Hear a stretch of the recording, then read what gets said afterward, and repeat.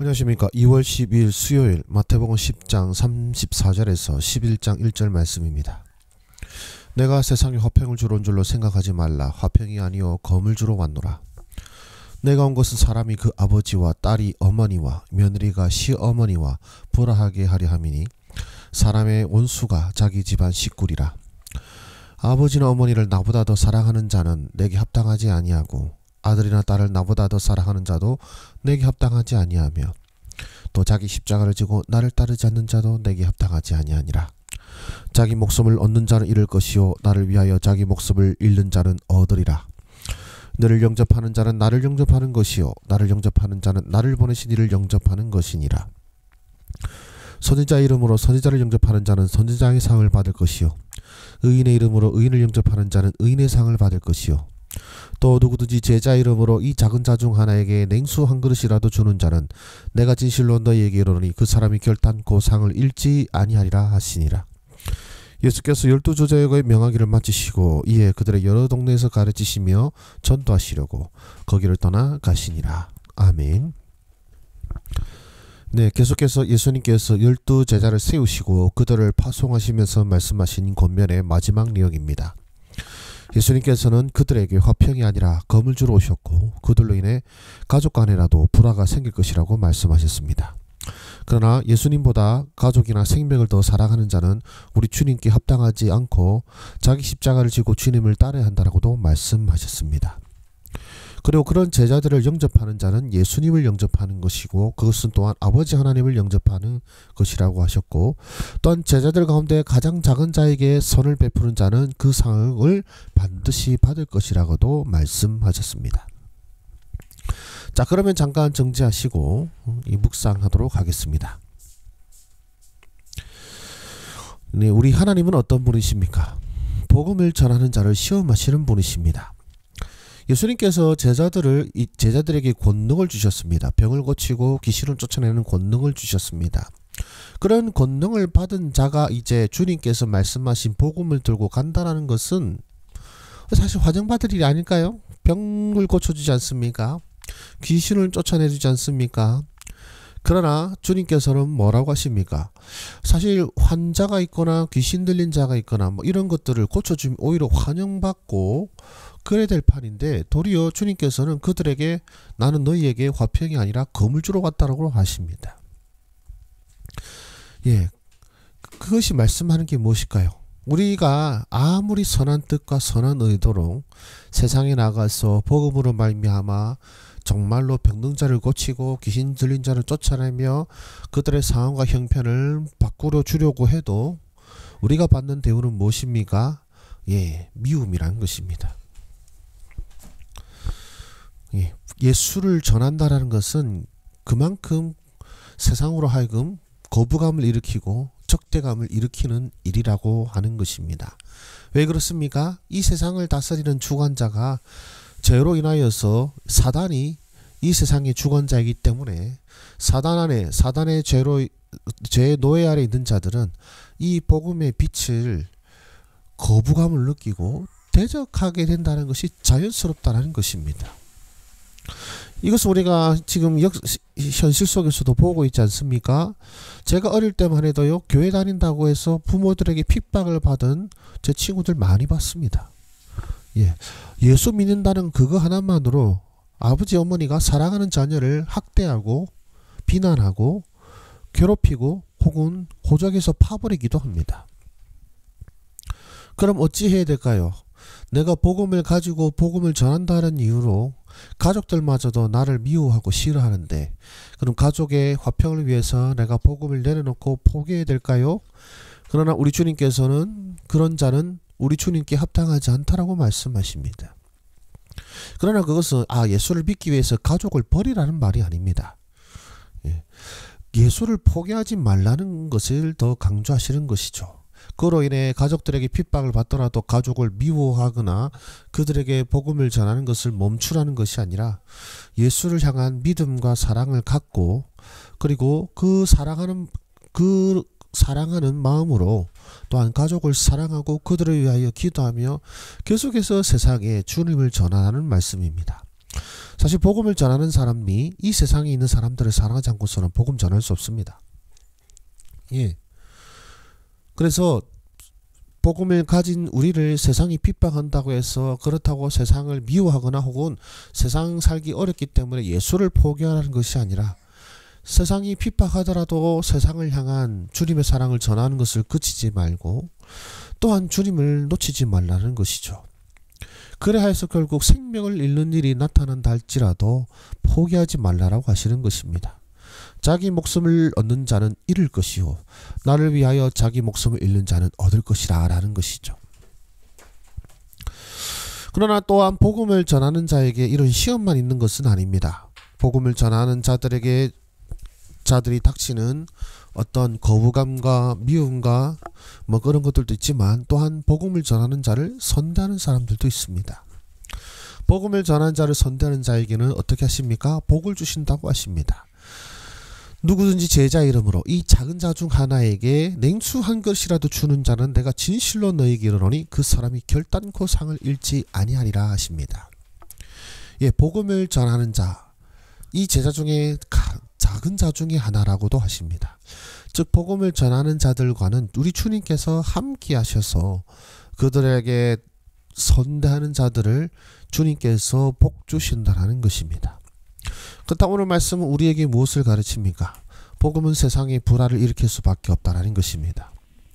사람의 원수가 자기 집안 식구리라. 집안 식구조차도 참아주지 못하는 게 복음입니다. 여러분 아시다시피 가족이란 게 어떻습니까? 예를 들어서 자신의 아들이 어떤 범죄를 저질렀다고 생각해 봅시다. 보통의 부모님들은 어떻습니까? 모두가 다 그 사람을 비방하고 손가락질해도 부모만큼은 그 자식을 가슴에 품고 또 자식을 버리지 못하죠. 그러나 복음은 이상한 것이 부모가 자식을 죽이고 혹은 자식이 부모를 죽이는 이런 표현 자체도 나타나게 된다라는 것입니다. 예, 복음을 향한 적대감이 얼마나 큰지 가족조차도 용납하지 못한다는 것이죠. 아니 살인한 자도 품어주는데 살인한 자보다 복음을 믿는 자를 더 품어주지 못하는 것이 우리가 지금 이 세상을 통해서도 볼 수 있지 않습니까? 왜 그렇습니까? 복음을 전하는 자는 결국 세상을 악하다 하기 때문에 그렇습니다. 그리고 그리스도만이 유일한 기름을 선포하기 때문입니다. 그것은 바로 이 어둠의 세상의 주관자들에게는 결코 좋은 소식이 아니죠. 여러분 아시다시피 여러분 국가를 다스리는 자에게 있어서 옛날에 어떻습니까? 역적은 용서치 못할 죄였지 않습니까? 사단의 입장에서는 무엇이 역적이겠습니까? 자기들 입장에서는 예수를 믿는 것, 예수를 전하는 것입니다. 그래서 사단은 온갖 수단과 방법을 동원하여서 그리스도를 전파하는 것을 막게 될 것이고 그렇게 교회는 항상 미움받아 왔습니다. 우리가 초대교회 때 우리가 로마 제국을 믿음으로 정복한 교회 이야기, 긍정적인 이야기는 보지만 바로 주 400년에 이르기까지 교회가 겪어왔던 고난의 길을 놓칠 때가 많습니다. 교회는 믿음을 가진 자들은 세상의 주관자들, 황제들, 지도자들, 권세자들에게 결코 환영받지 못했습니다. 오히려 나라를 근간을 뒤흔드는 자들로 여겼고 그래서 처형당하였고 모든 것을 빼앗겼던 고난을 받은 것이 또한 이 역사가 말해주는 현실입니다. 우리나라도 과거에 그래왔죠. 여러분 복음은 세상에 불화를 일으킬 수밖에 없습니다. 오히려 세상에 불화를 일으키지 않는 현실이 지금의 현실이 우리 교회가 얼마나 연약해졌고 우리 목소리가 얼마나 세상 사람들에게 의미 없는 목소리가 되었는지를 절실히 깨닫게 됩니다. 정말로 복음의 메시지가 강력하고 그 말씀에 믿는 자들이 우후죽순 생겨났을 때 세상은 항상 교회를 적대하였습니다. 미워하였습니다. 온갖 소문을 만들어서 교회를 폄하하려고 합니다. 어쩌면 오히려 교회에 대한 지금 이 불신과 어떤 미움이 팽배한 이 시대도 우리가 나쁘게만 볼 것이 아니라 어쩌면 교회가 정상화되어가는 모습이 세상이 경계하고 어둠의 권세들이 경계하는 모습으로 나타나는 것은 아닐까라는 생각을 가져보게 됩니다. 또 오늘 말씀은 우리에게 무엇을 말씀하십니까? 주님은 자신과 우리를 동일시하신다는 것입니다.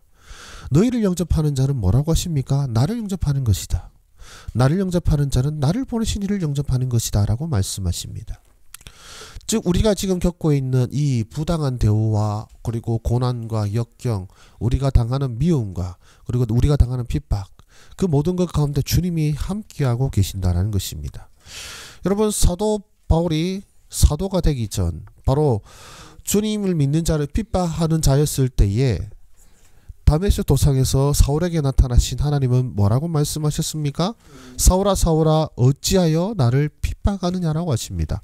분명히 예수를 믿고 예수를 전하는 자를 핍박하고 죽인 사울이었는데 주님께서 하신 말씀은 어찌하여 내 제자들 혹은 내 백성을 핍박하느냐가 아니고 어찌하여 나를 핍박하느냐라고 말씀하시죠. 네, 주님은 자신과 우리를 동일시하십니다. 그것이 여러분들의 위로가 되시기를 바랍니다. 여러분 홀로 복음을 전한 여러분도 홀로 고난받는 것이 아니라 그 고난에 우리 주님께서 동참하시기에 여러분에게 핍박하는 자들에게 또한 주님께서는 핍박받으시고 또한 그에 맞는 대우를 하실 것이며 또한 여러분을 선대하는 자들에게 냉수한 것에 선의 어떤 보살핌과 선행을 베푼 자들의 그 선행을 우리 주님께서 반드시 갚아주신다라는 것입니다. 오늘 말씀을 받은 우리들은 어떻게 살아야 되겠습니까? 미움받을 용기를 주소서라고 저는 이렇게 했습니다. 미움받을 용기를 주소서. 저는 이제 목사이긴 한데요. 어느 분이 이런 말씀하시더라고요. 지금 우리 한국의 기독교 인구가 소위 말하면 미진도 종족과 비슷한 이제 퍼센테이지로 내려가기 때문에 이제 더 이상 우리는 목사가 아니고 선교사라고 말씀하시더라고요. 예, 전혀 다른 문화입니다. 전혀 다른 사고방식입니다. 바로 그런 사람이 지금 저와 여러분들인 것입니다. 이 한국 땅에서 이제는 그리스도를 믿는다는 것은 어떤 존중받고 이해받는 문화가 아니라 이상하고 별나고 이해할 수 없는 그런 상태가 되어버렸습니다. 그렇기에 복음을 활발하게 전하고 전파한다는 것은 거부감을 받을 수밖에 없고 그것은 미움받게 된다는 것이죠. 저는 사실 사람들에게 어떤 나쁜 소리를 듣는 것을 되게 꺼려하는 성격인지라 되게 소극적인 사람입니다. 그렇기에 복음을 전하고 이것을 강건하여서 누군가가 거부감을 느낀다면 뭐 그만해야겠다 이런 성격이죠.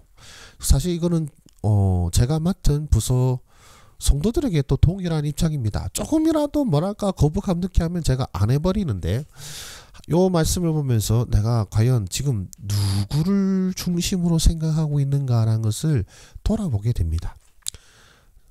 결론은 주님을 돌아봐야겠죠. 주님을 왜냐하면 나는 주님을 대언하는 자고 주님을 대신하여 세상에 지금 파송받은 자이기 때문에 무엇보다도 주께서 지금 나를 통해 무엇을 행하기를 원하시느냐.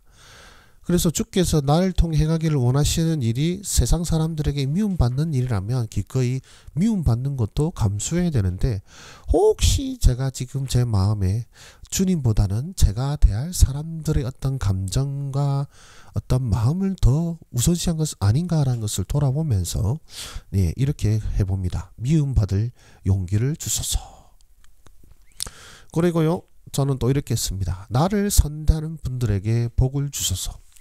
복음을 전하는 일에 불화도 닥치지만 그러나 그 복음을 전하는 자에게 또한 선대하는 사람들도 있습니다. 그러나 저는 그들에게 갚을 어떤 능력이 없는 사람입니다.